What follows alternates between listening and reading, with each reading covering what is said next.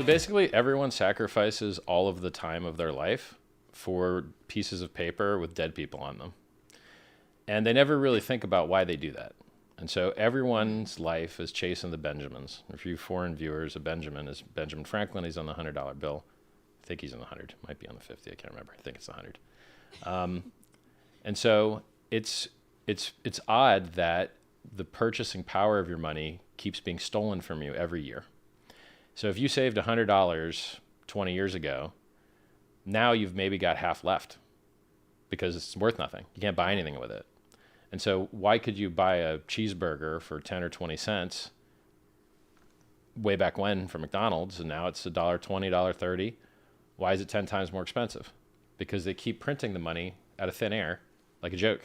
So no one needs your money that you worked hard for when they can go get the new printed out of thin air money from the government. And so the government is stealing your money from you, but they're not stealing the units, they're stealing the purchasing power. So they're, instead of taking away your units, taking away your currency out of your pocket, they're inflating the prices and making it so that you can't buy anything. So instead of taking your money, they're raising the prices by just printing money. And this is disgusting because you're literally stealing from people. And the people that are hurt the most by this are people that have fixed income, people that are retired, people that are injured, people that are on Social Security. You know, it's very hard for them to increase the amount of money that they make to try and survive. And now they can't afford to eat or get gas.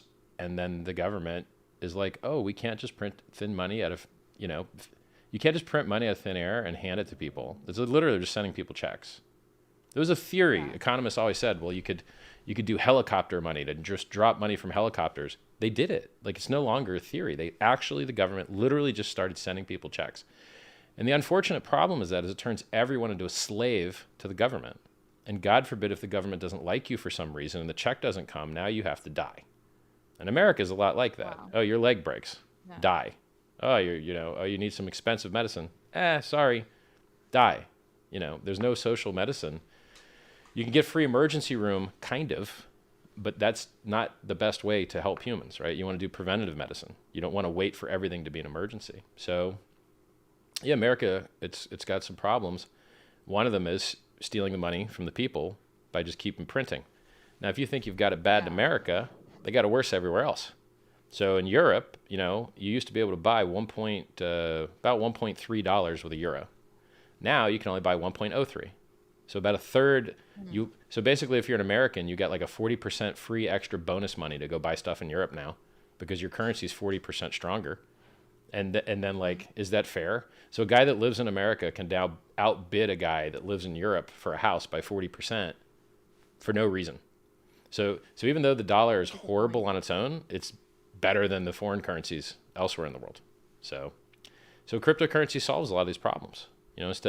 Instead of just the government printing free money all the time and making your money worthless, now you hold something that can't be printed out of thin air. You hold something with a very low inflation rate, or sometimes a negative inflation rate, a deflation rate, where it becomes more and more rare and more valuable. And then when you save, you're default richer in the future. But if you hold a dollar, you're default poorer in the future.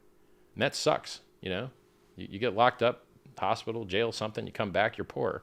Not because you spent a nickel, but because the prices are all so much higher. Wow.